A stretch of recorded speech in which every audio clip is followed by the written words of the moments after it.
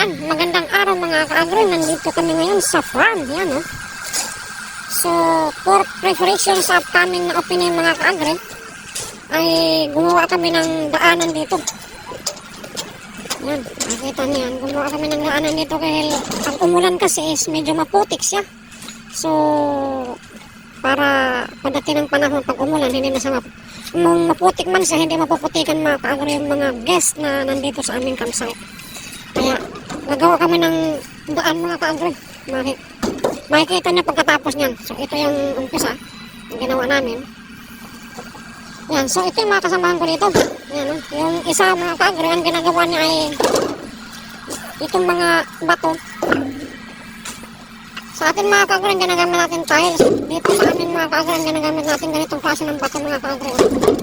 Siya yung nagdadala doon mga ka-agri. Pinalapit niya dito. Para itong mga gumagawa dito ay kukuha na lang sila. So, mas mabilis ang trabaho mga ka-agri. So, at saka itong dalawa naman, at samahan namin, sila naman yung nagmamasa mga ka-agri, yung naghahalo. Yan, nakakita nyo. Yan. So, mixer ang gamit namin. Medyo hindi kami nahihirapan sa paghahalo ng semento. Saka buhangin dahil, tsaka yung graba nitong mga ka-agri nila ay halo ng mga ka-agri. Lupa at saka gravel. Saan ang gravel halo na. Di tulad sa atin na bukod yung sand, bukod ang gravel. Dito halo na yan. Nakikita nyo. Sa diretso na. Yan. So ang mangyayari nitong mga ka-agri ay yan. Kasi ito yung booth namin mga ka-agri na dito kumukuha yung mga guest ng libreng gulay. So, kagawa rin kami dito mga ka-agri ng daan. Papunta dito. Wala dito. Papunta doon. So, mga hanggang dito siguro. Yung naglagay kami ng dyan, ganito rin, simento. Tapos dito, yan dito mga ka-agri. Magkakaroon dito mga ka-agri ng lamisa.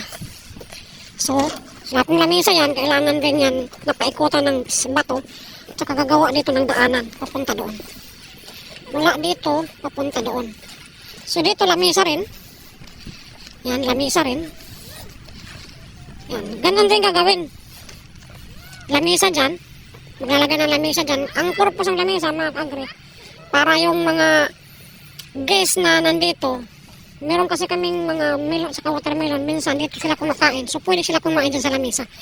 So, pag umulan lang itong mga ka-agri, kasi pag umulan dito mga ka-agri ay minsan maputik pag sobra yung lakas ng ulan at matagal matapos o hihinto yung ulan mga ka-agri ay maputik. So, ayaw namin magkaputik-putik sila o baka rin matumba sila o madulas dahil putik na. Yan, so, gusto namin maging conveniente ang kanilang pagpunta sa farm. Kung manonood man sila mga ka-agri ng mga hayop. Kasi maraming mga guests na pumupunta sa farm mga ka-agri during summer dito. At ang gusto nila ay manood ng mga hayop. Magbigay ng mga pagkain sa mga hayop namin. Yes. Ayan. So dito rin, meron din ditong lamisa. So 4 baga ito na lamisa mga ka-agri. So ito yung pangatlo. Yan, meron na silang nilagay na forma. Yan, ganyan. Daanan yan. So andito yung isa mga ka-agri. Diyan sa gitna na yan. Diyan yung isa ng nalamisa na ilagay. So, dito, diretso yung daan dito. So, nilagyan rin namin, gagawa rin kami dito, maglalagay rin kami dito dahil para pag gusto nilang gumala at manood dito, so makakakagala sila mga ka-agri. Ayan, kung maulan o kung maputik. Ayan mga ka-agri. So, bukod doon, ito pa ngayon, pinaprepare na namin mga ka-agri itong mga bead. Yan, kung makapansin. Pinaprepare na namin yan. Kung mapansin ng mga ka-agri. Yan. Kasi tatamnan naman namin ulit itong mga ka-agri ng mga as of now, kasi medyo winter pa. Nasa spring pa mga ka-agri. Papuntang pang summer ay mga salad ang itatanim namin dito. Yan. Na-cultivate na namin. Yan mga ka-agri. Ito, yung mga ganito, ibig sabihin, may tanim na yan mga ka-agri. May tanim na yan. Yan, yung 4 na na to. 4 na, yan Yan mga tanim mga ka-agri. Yung mga tanim na yan. Yan ang mga itinatanim. Mga ensalada. Mga litos, piyas. Yan. May mga tanim niya mga kaagri. Yan, may mga tanim na yan. Yan, mga pansin. Yan, ano dyan. Nakalagay dyan sa ano na yan. Yung parang kanal na yan mga kaagri. Ayan. So, itong ano namin ngayon mga kaagri. Preparation namin sa darating na summer opening ng campsite. Ayan na. Napakalawak mga kaagri ng farm namin. Ayan kung mapapansin nyo. At saka andun yung mga hayop namin mga kaagri.